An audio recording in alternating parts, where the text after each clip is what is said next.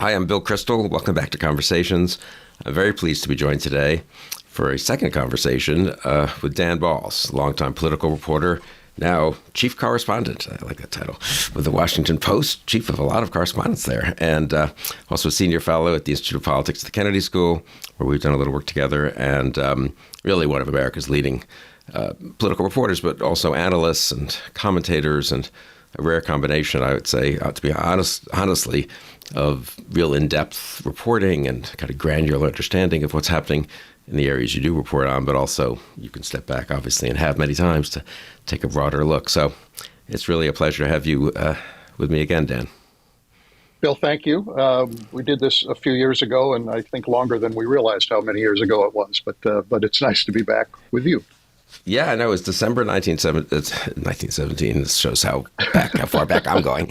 December 2017. And I actually look back at at what you said then, and usually I just look back to see if there's anything particular to cite. But it was a good conversation, and you were prescient really on a couple of very big things. And I don't usually do it this way, but I'm going to begin by reading you a couple of sentences you said and ask you to comment on that. We'll talk about politics today. We'll talk about, but also the media, something you've been part of and thought a ton about and taught about for a long, long time, and the relation of the two in this new moment we're in 2023. I think we both agree that this is not the politics or the media that we both grew up with, right? Not by a long shot, no. So in December 2017, so this is less than a year into the Trump presidency, you stressed, I asked sort of what's the impact of Trump likely to be on the Republican Party and more broadly, and you stressed, I don't think you can reverse the tape and say, okay, we're now back to June 15th, 2015. I think that's the day before Trump came down the escalator there.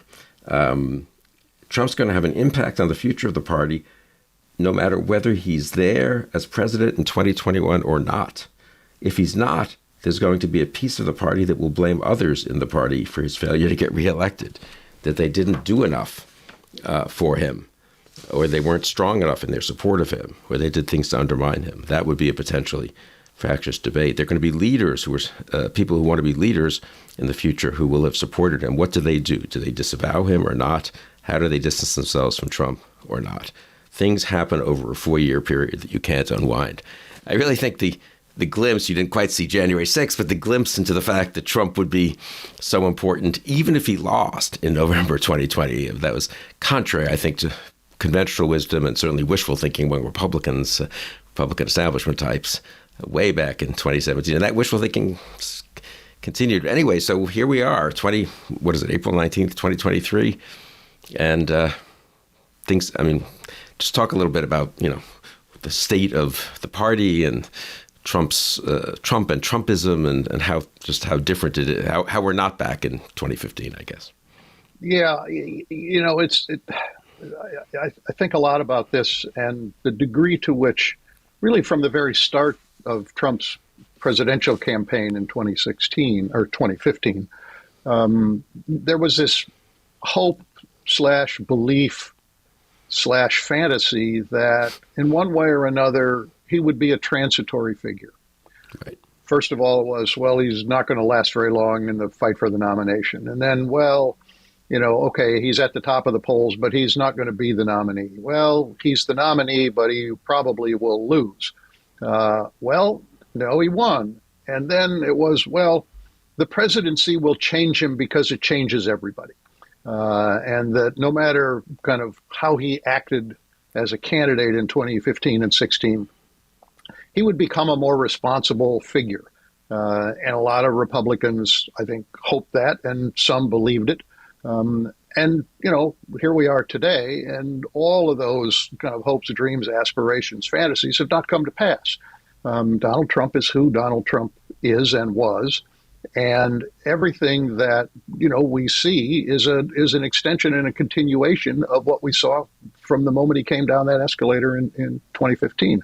And the Republican establishment, to the degree that is even a meaningful term anymore, still doesn't quite know what to do. I mean, they want him to go away. They don't have the power to make him go away. They didn't have the power, in 2016 to deny him the nomination. And they think that in one way or another, events will run their course, and that he'll in some way or another disappear. Bill, a couple of years after we had that conversation, or maybe a year and a half afterwards, I went over to London and Berlin and Paris to do some joint reporting with our bureau correspondents in those capitals, to talk to people about kind of how they evaluated Trump at that point, because he was well into his presidency, the degree to which it had strained or not U.S. relations with European allies, and kind of where they saw things going. And one of the most interesting and telling things that they said in almost every conversation we had was, no matter what happened in 2020, and they were looking obviously closely at the 2020 election and whether he would be reelected or not, no matter what happened, if he lost in 2020, they would not necessarily take that as a sign that America had turned back to the pre-Trump era of American politics.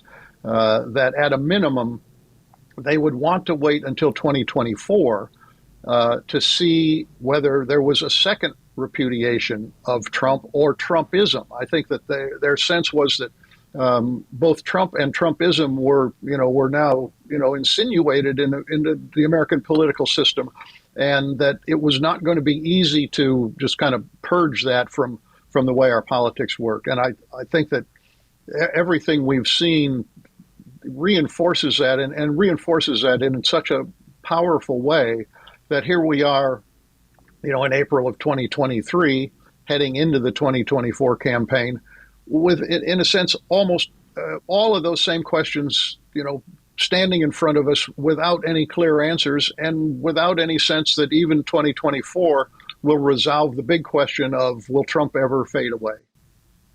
Or Trumpism, even if he doesn't, but maybe not even Trumpism. him, right? No, yeah, I think it's such an important point. People kind of now have moved the 2020 fantasy to 2024, and it's a little more reasonable, but presume if he lost again, he wouldn't be likely to be the nominee in 2028, if only because of age. And if he won again, he presumably would obey by the two-term rule, though I don't know. I mean, you could easily see it. He said a couple of times on the stump, right? They sort of cheated, deprived me of my first term. I'm kind of entitled to another third term, and we all laugh, and there'll be a little laughter when he first says it in 25, and by the late 2025, if he's president, Republicans in Congress will be saying, he has a point, kind of, and that thing was only a recent part of the Constitution, and I mean, who's going to enforce it anyway? And so anyway, it is astonishing. I mean, it is, you sort of elided an interesting question, which would require a whole other conversation, which is, could the Republican Party have succumbed less, or was he so powerful that it had to become Trump's party, or could it have been different in 2017, 18, 19 in terms of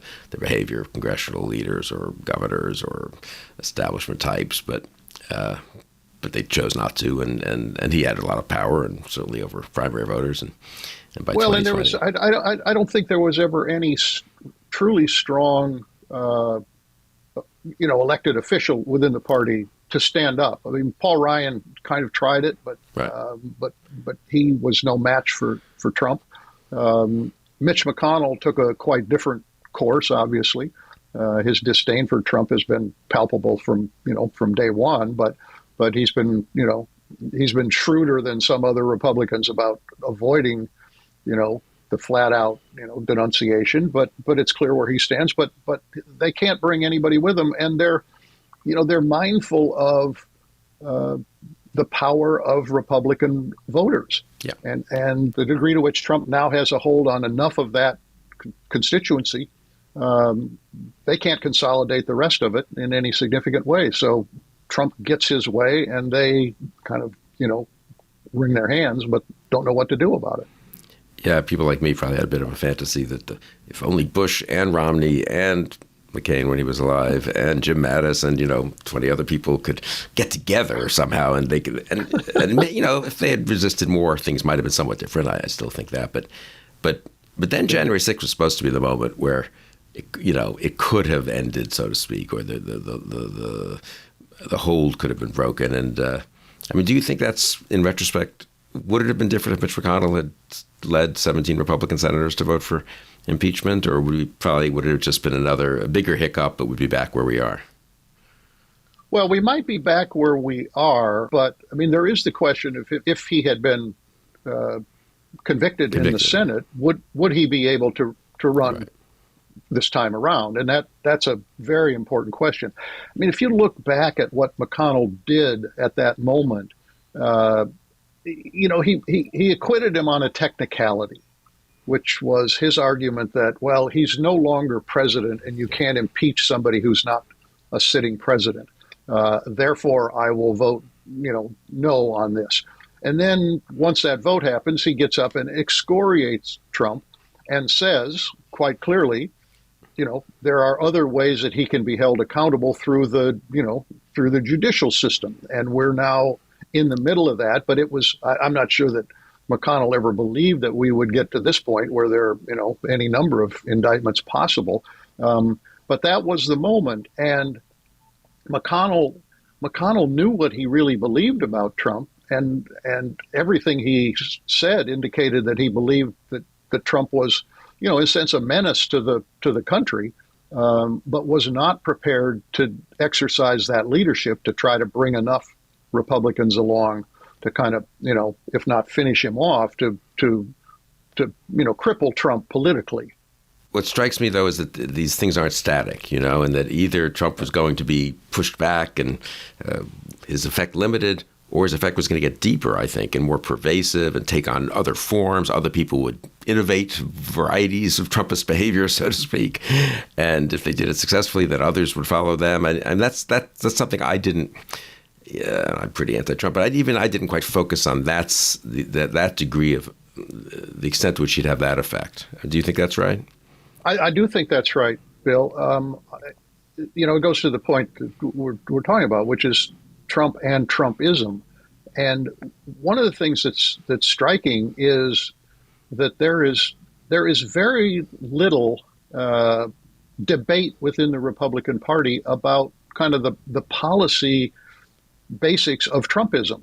I mean, that when he came in, there was clearly a difference between, again, the kind of old-fashioned conservatism, if I can use that term, and Trump's kind of, what we thought was kind of ideologically not coherent conservatism and his populism. And now that is much more taken for granted as what the modern Republican Party in 2023 and 2024 is. It is both Trump as a dominant figure and all he brings in terms of his personality and his behavior and all of the things that people claim to be uncomfortable with. But it's also that the party has basically embraced his kind of view of the world on lots of different issues. Now there's again, it's not there's some debate left as there is with any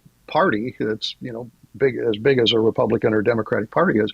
But he's won a lot of those arguments, and it's infected it's way deeper in the Republican Party, I think, than we might have imagined. I think that's part of his kind of sustaining grip. Is it's both personality, strong personality, and it's a kind of a worldview that many more Republicans are adopting. Yeah, and it's a dynamic situation. So that Ukraine, I think, was a very important case where, to start with, the party was Reaganite, if you want to call it that, or Bush-like, or McCain. It was very anti-Putin and pro-Ukraine, and if anything, criticizing Biden for not moving quite aggressively enough and quickly enough. And I remember people saying, well, just wait, it's going to erode. Trump will be against it, then others will be against it. And I was sort of, I'm not so sure. This is the other stuff you can give away pretty easily, if in some respects. I mean, they were less attached to that. But that's a pretty core part of what it's meant to be a Republican for a long, long time, that this is the party that's tougher and standing up to dictators, maybe wisely, maybe unwisely, but, that's sort of, and the degree to which that's now happening, and that DeSantis felt he chose to, I hate to say felt he had to, because that gives him too much of a, excuse, as if he doesn't have agency, but chose to go sort of we got to stay out of Ukraine, we don't have a vital interest there, and then others have hedged, and I really, that I think is real testimony to how strong. And that's one where the public isn't pushing it particularly. Even the Republican voters have lagged. I mean, it's a good reminder that the leaders also lead the voters. The leaders respond to the voters, but they also lead the voters in a certain direction. But the sentiments of Trump and Trumpism just have a dynamic of their own, apparently. Yeah, yeah. Well, I mean, Bill, you know as well as I mean, you use the word organic and dynamic. I mean, that's the nature of politics, and it's the nature of political parties. I mean, political parties rise and fall, and when they fall, they do make some changes, and when they rise, they can get into some trouble, as we've seen in various places. But on the question of Ukraine, I think it is important, and it's I was in London recently. And one of the things that I picked up over there was this concern, because the UK has been very, very strong in support of Ukraine, and as part of the broader alliance that the Biden administration has helped to put together. But there is real concern about what might happen if Trump is reelected in 2024, assuming that this war is still unresolved at that point. And the degree to which the United States could begin to pull back, and where that would leave, a country like the United Kingdom. I mean, this watchfulness that goes on, but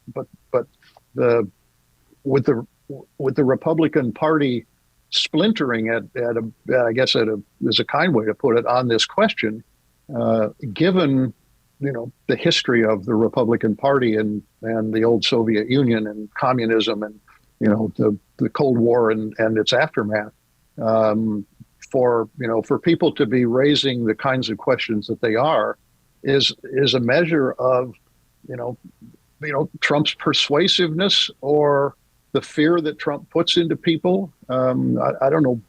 I guess it's a combination of the two. But his ability to move the party by dint of his own words and actions. And it's amazing he's at the center of American politics, isn't he? I mean, we'll transition here to discussing the media, because you think about this a lot, and all the editors of the Post have to decide what the big stories are and so forth, and not just the Post, but everywhere, obviously. And it is. I mean, have we ever had this before? Joe Biden's been president for 2 years. It's been pretty consequential, actually. 2 years, pandemic, Ukraine, big legislative measures passed, and I don't know. Trump's the central figure in our politics, right? Yeah. It's quite astonishing. I mean, the man with the bully pulpit can't seem to break through, no matter how big that kind of institutional megaphone is. And Trump, raises his little finger, and everybody kind of swarms to what Trump is doing. I mean, we saw that with the arraignment a couple of weeks ago, and the degree to which the media could not take its eyes off Donald Trump. I was in the newsroom the day before the arraignment, and like every modern newsroom, we've got screens all over the building, and they're set to different cable networks. And I was walking through at one point, and on every screen there's Donald Trump's private jet taking off from Florida to head to New York. And I thought, wait a minute, what's going on here? Have we kind of lost our minds about everything? It's just this is just a guy going up to New York for an arraignment. Now, yes, it's history, and everybody overused that word, but it was historic. And the next day was a circus and a spectacle, and we had our live update file running from morning till night, with every small and large thing that we could put up, and cable covered it, and our live show was carrying much of his speech from Mar-a-Lago that night, and as were most of the cable networks, and if not all. It was just a reminder that despite everything that we've gone through, and every discussion that politicians have had about what to do about him or not, and every media organization has had about how do we cover him today versus how we did cover him, there are certain reflexes that just kind of take hold in moments like that. And I think it raises questions, and we can talk about this more, but it certainly raises questions about what it will be like covering the 2024 campaign, and how do you give some reasonable balance to the attention paid for to Trump versus his Republican opponents versus the president of the United States. And I think it's kind of an open question, and nobody's got a new blueprint or map or guidebook on exactly how you do this. And how you deal with the lies. Obviously, that's been discussed quite a lot, and the demagoguery and just wild exaggerations and so forth that they reported sort of with a straight face, as it were. Yeah, although on that, I think on that there's clearly been a change. Here at the Post, we're very reluctant, or certainly were in the early stages of the Trump presidency, to use the word lie. Right. You can talk about distortions or a falsehood or incorrect, but to say somebody's lying is to is to kind of get inside their head, right? In ways that that journalists have traditionally resisted. We're not mind readers, but over time it became impossible not to use that word, and there was a kind of a gradual movement, and every news organization moved at a different speed. I mean, we moved at one speed, the Times moved at another speed. More ideologically left, websites moved very quickly. Many of our readers, kind of pounded on us to move faster on that, but we move. But today, the words Donald Trump and lie appear quite regularly in the same sentence in the Washington Post and in other publications. So on that, there's been a change. But in terms of kind of the attention paid to him, that's been a knottier question to how what's the right balance to strike. Can we ignore him in ways that we didn't initially? And what's the consequence of doing that? I guess the answer is you can't really, right? Because he's the most likely person to be the Republican nominee for president of the United States, and the Republican nominee for president of the United States has a 1 in 2, 1 in 3 something chance to be the next president of the United States. So, you can't sort of pretend that it doesn't exist. On the other hand, I do think the dynamic of people, I mean, for the next year and a half of our politics, one of the two major parties intensifying, let's just put it that way, it's Trumpism, and the media not really able to do much about it, I guess maybe is a safer way to put it, and sort of being part of an ecosystem that's now developed in that which is part of the intensification itself. I don't know. I mean, I feel like it might be status quo. It might get even crazier in some way, right? I mean, that's what people, what's that? I mean, you're there at the Post. Tell me about. Let's hope it doesn't get crazier. But people do still sort of assume, right. You and I talked about this a while ago when we were talking about having this conversation. People still assume sort of that it's going to be a regular campaign. There'll be these debates, and there'll be, the conventions and these things that we're familiar with. And of course, the platform went away in 2020, and that was reported for like 2 days. And everyone's forgotten about that. It's slightly COVID related, maybe, not really. You don't need to be in one room to write a platform, but whatever. Let's see what happens on that in 2024. But what about primary debates, regular general election debates, the normal campaign tactics? And I don't know. How are you thinking about that? Well, a couple of things. One is that there is a kind of a predictableness about the way campaigns unfold. We're in the preseason at this point. Trump's an official candidate. Ron DeSantis is not, but it seems like he's likely to become one. People will announce. People will go to the early states. They'll go through the motions, and we're used to that, and we kind of know that we'll cover that in a similar way. But kind of in the back of my mind is, well, as we are doing that, how do you report accurately and fully on kind of who's winning those battles? Right. Who are the skilled candidates and who are the not so skilled candidates, and how is that affecting the kind of the trajectory of right now the contest for the Republican nomination in 2024?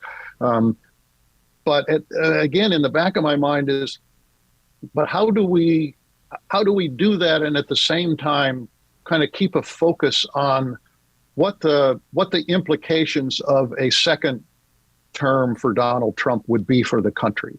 And is that a integral line of the coverage? Is it a parallel line of the coverage? Is it a subordinate line of the coverage? How do we keep that question? Again, not necessarily being able to fully answer it, and certainly not answering it in the way that a lot of the the real anti-Trump forces would like the media to do it. But again, doing it in a robust way and not shying away from kind of that responsibility. We talk about, one of the important aspects of journalism, in addition to trying to seek the truth and to ferret out the truth as best as we can do it on any given day or week, is to hold people who are in power accountable. There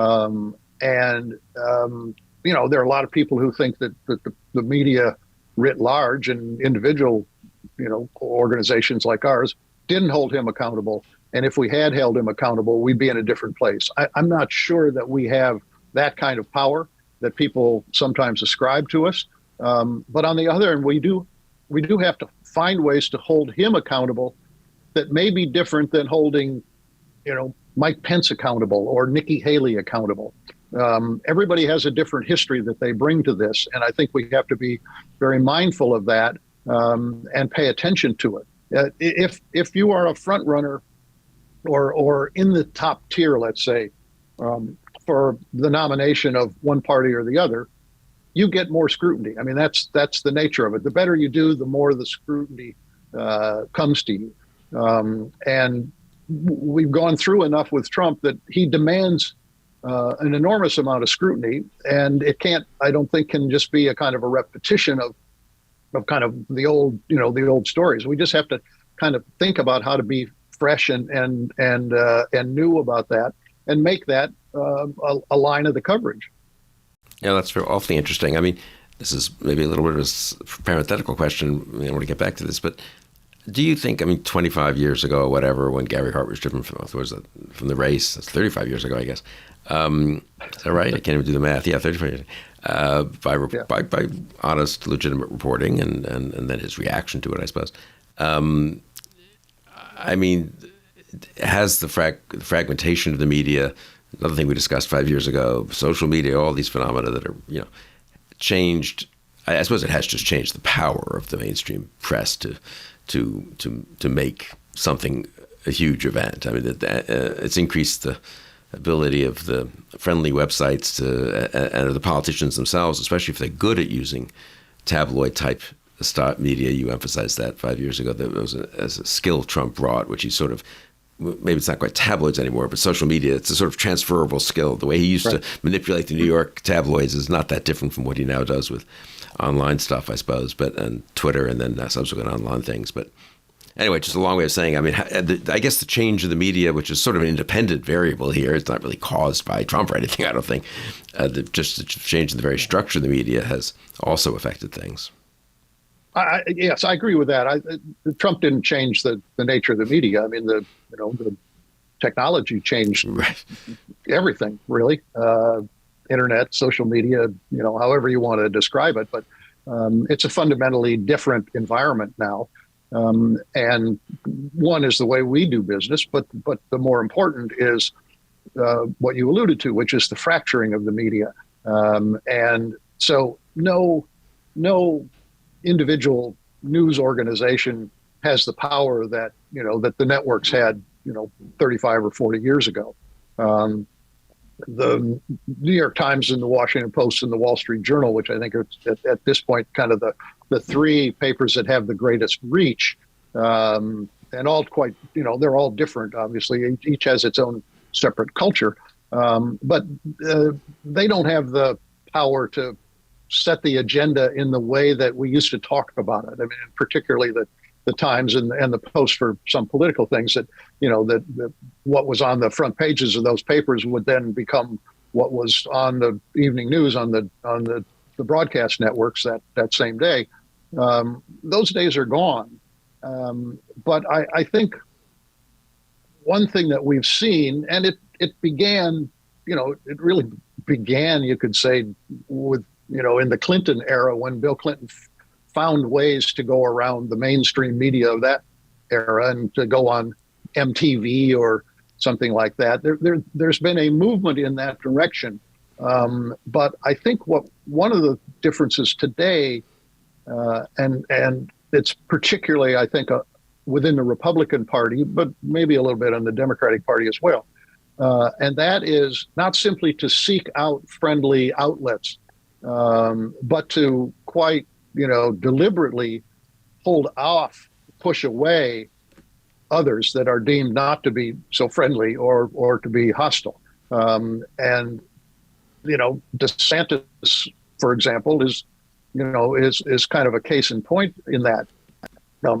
He and his team have generally kept mainstream reporters or traditional news organizations at bay, and not terribly responsive to questions or inquiries or that sort of thing. Maybe nominally, but and I think that's a broader aspect of our that's sort of the intersection between politics and media today.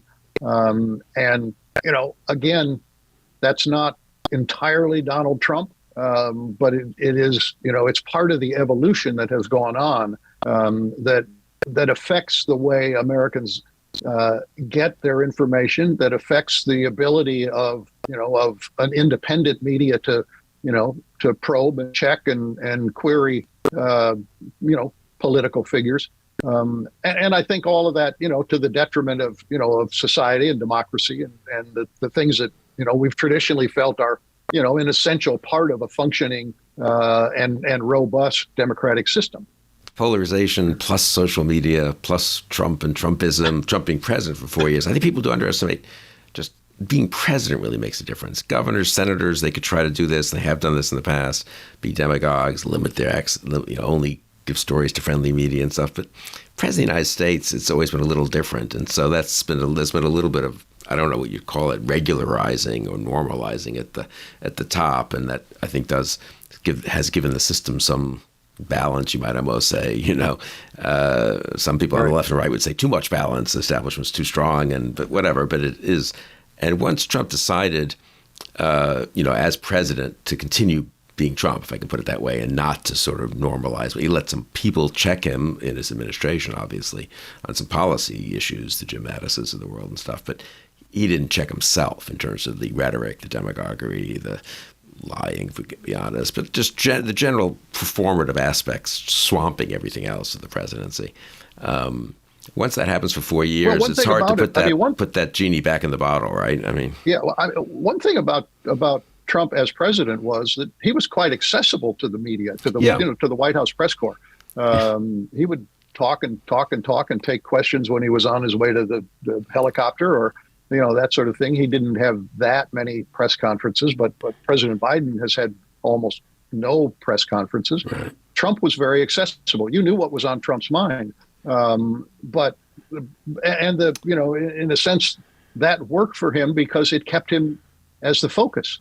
He could change the narrative of the day. He could control what people were talking about and thinking about, and he could, in doing that, he could make uncomfortable things not disappear, but fade a little bit of the moment, and that's been one of his skills as a politician, and I think as a human being. I mean, I think he probably, again, going back to New York in the tabloid days, I think that was the way he learned the best way to maneuver to avoid, scrutiny or criticism was to be on offense as much as possible. And even in the absence of having a Twitter account for a number of years, he's found a way to do that. And again, we're in a period in which, outrageous things attract attention. And Donald Trump will always be the most outrageous person, in the room. And so he continues to be such a focus that we can't, again, as we've said, we can't quite turn away or don't know how to turn away and probably shouldn't turn away. Somehow he had this instinct, and you see this in the handling of the tabloids. He would leak stuff that was very, you would think, damaging to him about his own, cheating on his wife and stuff. And I mean, that's not the biggest thing in the world, I suppose, in the tabloid world of New York. But maybe it's not a bad thing. But from the tabloid's point of view, but the Muslim ban. I mean, his ability to say things that outraged a lot of people, and that ended up, I think, redounding to his benefit. And he had a sense of that somehow, that, you could get people to go crazy attacking him, and not crazy, I don't say crazy in a bad way. I mean, to be genuinely indignant, as I think in many cases they were right to be indignant and and upset and outraged and denounce him. And then somehow it ends up, he somehow had the instinct, being at the center of the debate was more important at some level than, certainly than getting things right, but even then picking the more popular side. I mean, for all that he's a populist and looks at what people want to hear, he's also sort of a risk taker and is willing to say certain things that most people would say you shouldn't say, and he says them, and he has this sort of instinct, I guess, of when to back off some things and other things when they resonate a little bit, contrary to conventional wisdom, because conventional wisdom is too polite or too, hidebound or too traditional. He just goes right ahead with those. He's a good demagogue, I guess. Yeah, that may be the right term for it. He does have an instinct for finding the soft spots in the body of the electorate. Yeah. And rhetorically, he kind of probes and pushes and checks, and the slightest kind of positive feedback, he's very quick to pick up on that. And so, as you say, I mean, he was prepared to say controversial things, outrageous things that no politician seemingly would be able to get away with. But he got away with them for two reasons. One was that there was an audience to respond to that. And I think a bigger audience than, kind of polite society wanted to, right, believe. And the other is he's learned a lesson that some other politicians have learned, which is, once you go down that road, don't back down. Just keep pushing it. And Trump's never been one to say I'm sorry or to apologize or anything. And so he just kind of toughs it out. I mean, I remember, when was it? There was something that happened right after he announced for president, and I can't remember the details of it, but Mexican judge or one of those things. Well, no, it was well before that. It was very early on, and it was something that had to do with a company that got nervous, and Trump said to them basically, just tough it out. It'll go away. You don't have to respond. You don't have to bow to. You don't have to. You can just take the heat, and it'll go away.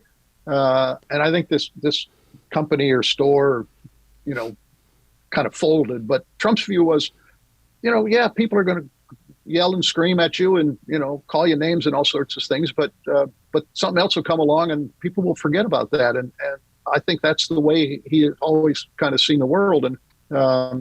And if you couple that with his ability or willingness, I guess is a better word, his willingness to kind of probe at those divisions in society that can really inflame, whether it's on immigration or race or gender or things like that. He's always prepared to go right at those, to outrage his opponents, because he knows by doing that it will bring more people to his side. But also, I think because he sees those as issues that are ultimately going to redound to his benefit politically. Yeah, and the media has to cover it, and that helps him get the message out, and then he can judge what the reaction. And then people can react to the media, make them the bad guys, or make the DA the bad guy. However he wishes to do it.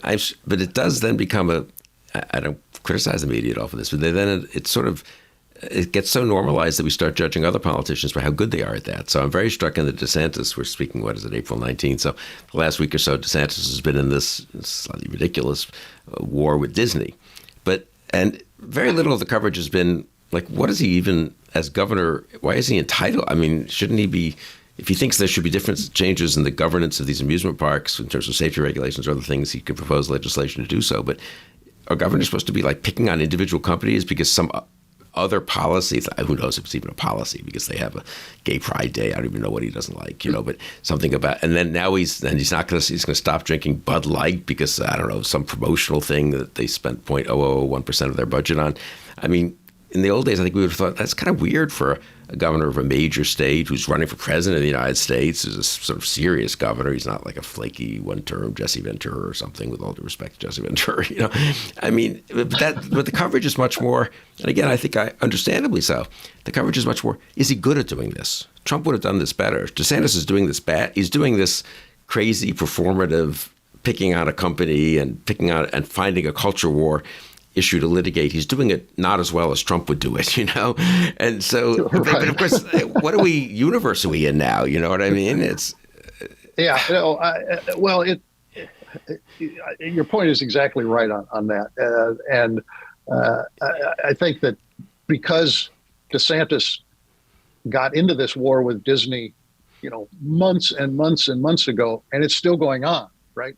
It's like, well, what's the point? Why can't he win this war?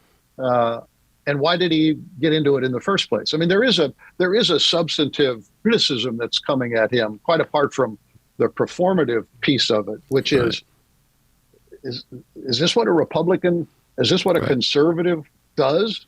I mean, this kind of violates all the norms, if you will, of what conservatives think about, the relationship with the private sector. Right, you don't try to use, the instruments of government to dictate how private sector companies operate and where they put their resources or that sort of thing. And he's gone right into the middle of that, particularly with Disney, but with some other companies. But you're right. The question of, well, having chosen to kind of do this, is he any good at it? Right, and that is a kind of the comparison with Trump is always the comparison. Yeah. I mean, it's a legitimate question. If you're handicapping the race, you got to ask that question. It's a funny thing to be discussing, though, in a way. Yeah. But, you can look at that also in the context of other aspects of the nomination contest, right? Which DeSantis decided, for his own reasons, he wasn't going to formally announce until after the legislature in Florida finishes up its session, which will be sometime, later this spring. And then he'll announce supposedly in early June or mid-June or something like that. I mean, that was always kind of the timetable. And yet he's gotten sucked into the campaign. He either hasn't had the discipline to avoid getting sucked into the campaign, or having dipped his toe in it, he was not adequately prepared for how to maneuver through it. And so that's kind of become the story of this these first 6 or 8 weeks of, the pre-stage of the nomination battle. But it's an interesting question. And if you look at kind of the skill that Trump is bringing to it versus the skill that DeSantis, who's a rookie on the national stage, is bringing to it, you say, well, Trump is being more effective just as a politician, as somebody running a campaign. He's getting endorsements of politicians. Bill, you and I both know that those endorsements aren't that meaningful, but people, kind of tote him up, and he's getting them, and DeSantis is struggling to get them, if he's even trying to get them. So that creates this kind of notion of a mismatch. I mean, we're too early to draw any real conclusions about that. This is going to get more intense, and it's going to get more consequential the closer we get to the primary season. But that's, the intensity of coverage of media today means that all of these little things are going to get magnified in the short term. We'll look back and decide, in 6 months or a year, whether they were real important or not important at all. But they take on consequence in the short run. I mean, for me, one important lesson of this whole, as you say, the first 6-8 weeks of this DeSantis non-candidacy is he felt, maybe he was wrong, but he felt, and his advisors, I guess, felt, and he's a governor of a major state who's been planning to run for quite a while, so this is not just an arbitrary decision of some, back of the line candidate taking a long shot. He felt he wanted to or had to go down this, hyperculture war road. I mean, the obvious thing for DeSantis to do, I would say, and if you thought there was still some ability to run a more traditional campaign, is to say, I'm governor of one of the largest states in the country. It's done very well under my governorship. I made some good decisions. He can claim on keeping the state open and during COVID and on economic development and so forth. He can do some of the conservative culture war stuff. That's part of being a conservative Republican these days, I guess, and other things. But he can. But he won re-election by 19 points. He got Democrats and independents to vote for him, lots of independents, some Democrats. The idea that he's not saying that every third sentence is really astonishing to me. I mean, if Bill Clinton and George W. Bush and analogous campaigns, you might say, governors running for president, that's what they said. I can win because I proved it. And I also proved I can govern. And look at this state. And I've got one issue that even the liberal, in the case of DeSantis, it would be the liberals. In the case of Clinton, it would be the conservatives, like me on. I'm kind of conservative on welfare reform or a little bit on education reform. DeSantis could say, I don't know much about this, but I take it to be the case that he was pretty good from a sort of environmentalist point of view on the Everglades or something. I mean, that would be your standard thing. Now, I don't know if I think personally that might have worked better than the paths he's gone down. But what's interesting to me is that he didn't take the path. And as I say, that tells you a lot about sort of where that party as a whole is. And so now we have candidates who are 2% thinking about taking that path, though even they're sort of not really taking that path, I would say. And they're just doing their own milder version of performative culture war stuff. And I don't know. I mean, it is, for me, it's been very revealing, though. The DeSantis' behavior reveals how strong Trumpism is in the party. Yeah. The analogies are always imperfect, but I look at DeSantis through kind of two previous lenses. One is Bush 2000, or in this case 1999, and the other is Obama in 2007. On Bush, I mean, they knew he was going to run. They were preparing, through the course of his 1998 reelection campaign. He told David Broder and me one night in, I think it was October of 1998, in some ways, this is not the ideal time for me to run. My twins are, teenagers. They're not going to be very happy if I run. But his line was, I feel like a cork in a raging river, which is to say, the party was coalescing in his direction. Now he obviously got a challenge from McCain later on, but at that point it was clear that he was going to run, that he had to run, that was his moment to run, and they prepared a campaign from start to finish with the idea of how do we want to run a general election campaign, and walked it back from that as to how you start the beginning of a nomination battle. And the messaging and the issues that they were focusing on were like DeSantis could be doing and may be doing, a focus on what he was able to do in Texas, both substantively and kind of tone and temperament. Mm-hmm. And now for DeSantis, he's dealing with a totally different Republican Party.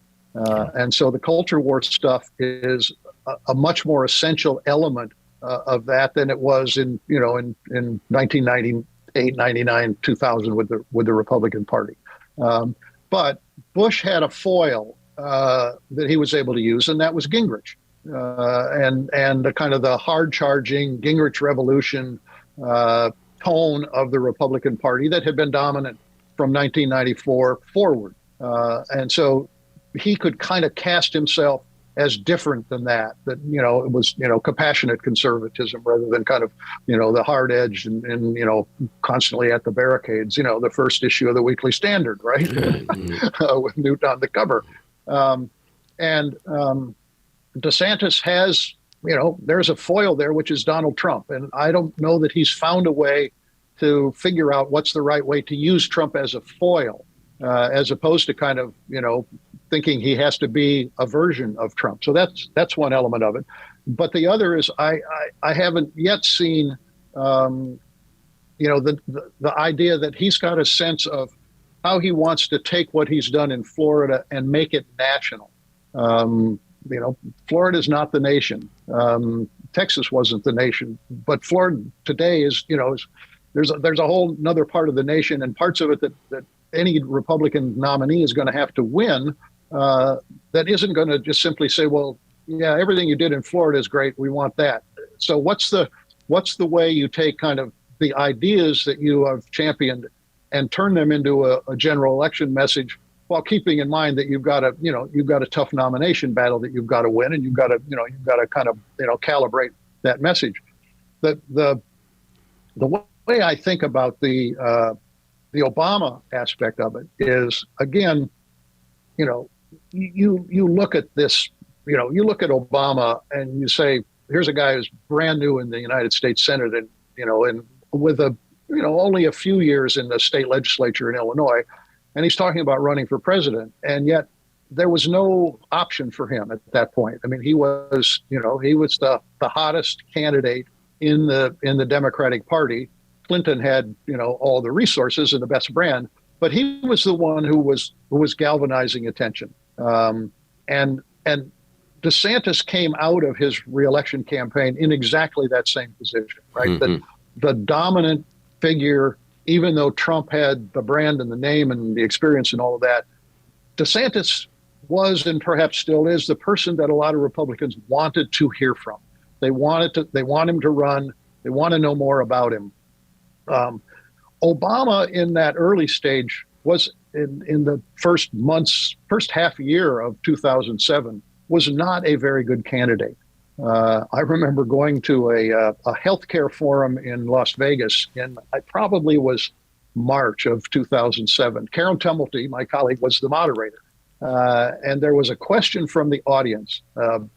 Hillary Clinton was at this. John Edwards was at it. Both of them, knew everything about their own healthcare plans that they wanted to talk about and were very sharp about it. And somebody said, I went on your website, Senator Obama, and I can't really see anything about healthcare.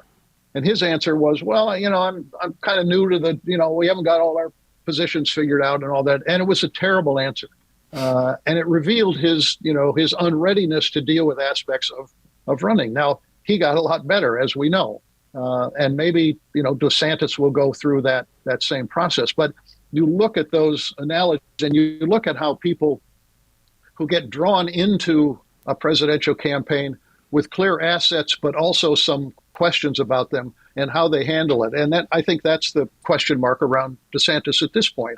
How will he absorb what he is learning right now, and what will it look like in 6 months or 8 months or 10 months? I think both the Bush and Obama comparisons are really fascinating. I hadn't really thought Bush. I thought about it a little bit, not President Obama at all. And you should write that up. You should get, maybe some newspaper will publish your thoughts on that. Those two. That's really thought provoking. We should probably come back and have a whole discussion on that. Let me close with a couple of questions though on related topic, obviously, but something we've mentioned President Biden a couple of times. What about Biden? I mean, what are the challenges of covering the presidency in this new era of both politics and the media? And where do you think we stand on that? And what do you expect for the next year in covering his presumed reelection campaign as well as his presidency itself? Yeah. It's a really good question, Bill, because again, we have traditional instincts and we assume that, somebody's president of the United States, they're going to be a dominating figure. And as you suggested, his first 2+ years have been, not inconsequential. They've been consequential, both in terms of, the foreign policy stuff, particularly Ukraine and what he did on that, but obviously the withdrawal from Afghanistan and the confrontation, if you will, with China, and trying to kind of figure out where this country is and should be vis-a-vis Xi Jinping. But domestically, he came in and everybody poo-pooed the idea that there could be bipartisan cooperation in such a polarized environment. And, there were a few things that did get through. The infrastructure bill got through, the CHIPS bill got through, the burn pits bill got through. They closed the loophole on the Elections Act. And yet, it hasn't done anything to ease the polarization in the country. He's spending an enormous amount of money, and has an economy that's both roaring and suffering at the same time. So it's been an important period, and yet I don't really mean this, but it's almost as though he's kind of a non-figure because he doesn't break through. And I think there's some concern probably in the greater Biden orbit about how he'll measure up. In 2020, he was able, because of the pandemic, to stay out of the line of fire. He got ridiculed by the Trump people for being in the basement, but that was both a necessary, and it turned out to be a useful strategy to deal with an incumbent president who was going to try to bait him all the time, and just his approach was ignore the guy as much as possible. And I think that's, kind of the same attitude they have in general about him. But they also believe that, that because of what Trump has done to the party, that they can run against both Trump and the as they call it, the MAGA Republicans, and that will energize their base. But there are clearly questions about Biden at this point, and so many of them have to do with age, and therefore how competent he would be. And his harshest critics think he's not competent at all at this point. He has cognitive decline, and you can see that on Sean Hannity on almost any given night. But there are questions about whether somebody who is 82 when he takes the oath of office, if he were to win in 2024, is going to measure up 4 years later, given where he, kind of where he is today, and what happens when you're in your 80s. I mean, we know that that the 80s are a more difficult decade for older people than than their 70s. So those are all real questions that then go along with the attacks from the right about a woke Democratic Party and Biden succumbing to that and all of that.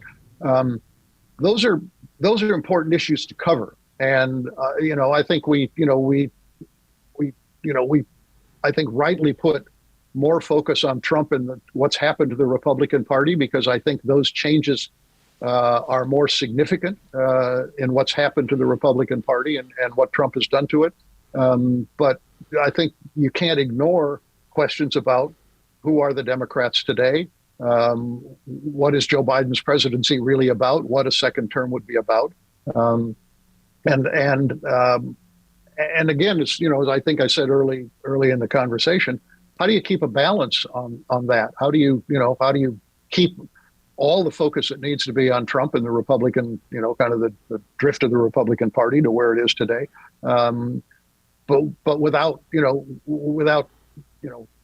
letting Democrats do whatever what they want to say, and not having critical coverage and holding Biden to account in the way that we're supposed to hold all presidents to account. So, but Bill, you've had, I'm sure, these conversations with your Democratic friends in the narrowness of the political world. There's concern, private concern, about him running for a second term, and it's not for lack of affection for him or even lack of respect for what he's been able to accomplish. It just kind of has to do with the actuarial tables and that. But it's a conversation that was preparing to break out prior to the midterms, when it looked like Republicans were going to have a much bigger success than they had, and it's pretty much disappeared as a result of what happened in the midterms. And give Biden credit. Whether it was through shrewd strategy or just darn good luck, he came out of that looking a lot better than I think people in the party thought he might. And so that conversation has not really taken place, but it will be part of the backdrop of 2024 that he and other Democrats will have to deal with.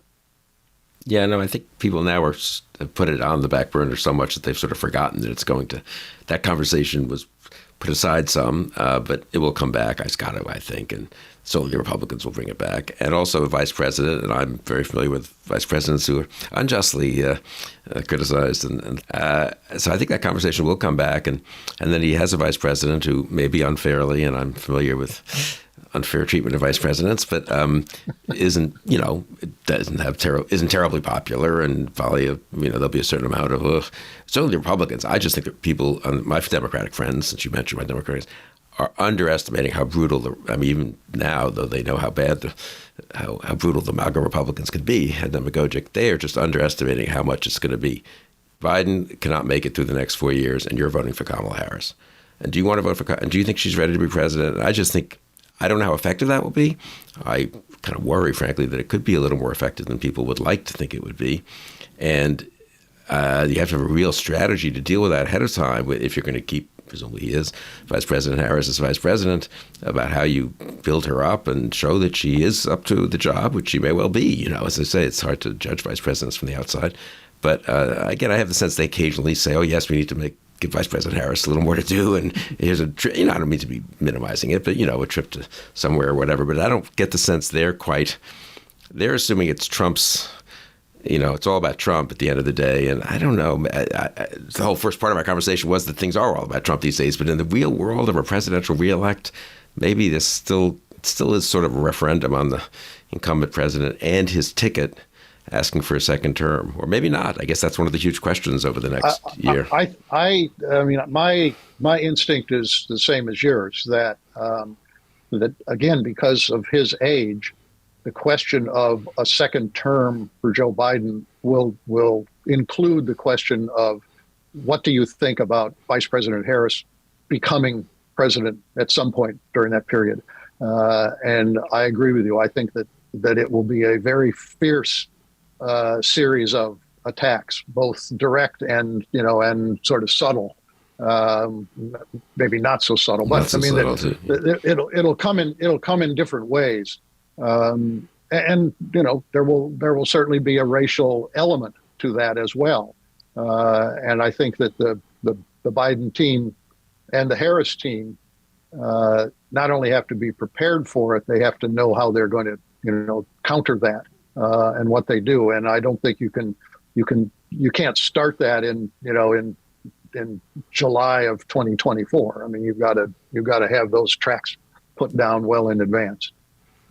It's going to be a heck of a year and a half, right? I mean, Trump Republican Party with DeSantis, the indictments, Biden Harris, maybe a recession, maybe not. I hope not, just for everyone's sake.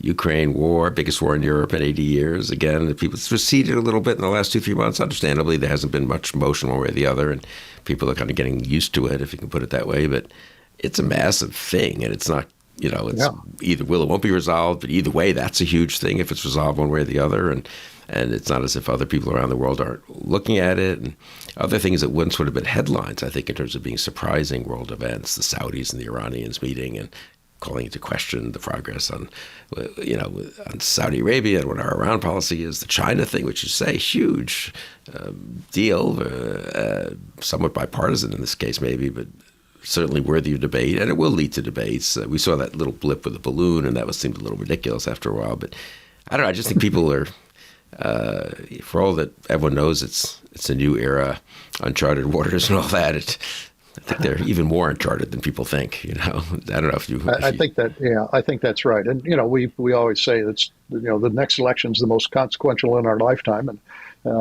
I think you can say that with a straight face about 2024, given given everything we know about what has happened and kind of where things at this point may be heading. But day by day we'll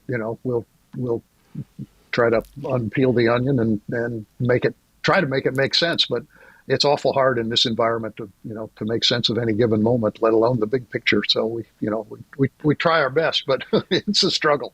It is. And just editorialize one last 20 seconds. I mean, the aspect of the big picture, I still am stunned that it's not a bigger part of the big picture is the leading Republican candidate is the former president who tried to overturn the 2020 election results. And that somehow isn't, people can defend that, I suppose, if they wish, or minimize it. But the idea that it isn't front and center in people's thinking, in a way in both parties, I would say, is and in the public as a whole, that's not normal. It would be as if, I don't know, Richard Nixon were the leading candidate for the Republican nomination in 1976, I feel like. Really? Right. I mean, and, right. People would think, oh, he's strong, he's got some strengths, he's got some weaknesses, maybe some other better governor will beat him or not. It's I don't know, I feel like the January 6th thing, maybe that comes back if there's an indictment. That I do wonder if the January 6th indictment has a different character than, a record keeping over payoffs to a adult movie actress, indictment, or even the documents, actually. But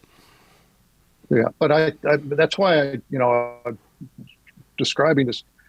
You cover them in kind of traditional ways, or you cover the election in traditional ways, but you can't forget who Donald Trump is and what he did, and we have to think about how we make that a part of, the framing of the 2024 election, and kind of play out what that would mean in a second term. I mean, if this is what he is capable of having done, reminding people of that, and then what would he be doing in the next election to, not, if he were to win, he wouldn't overturn it, but what would he do to use the power of government to his own self-aggrandizement and power?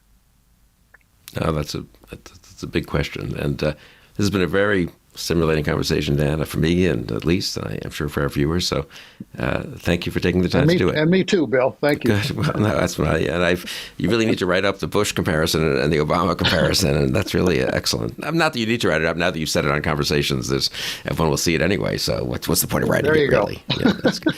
Dan, thank you very much. The world will see it or hear it. Dan, thank you, Bill. Thanks very much. And thank you all for joining us on Conversations.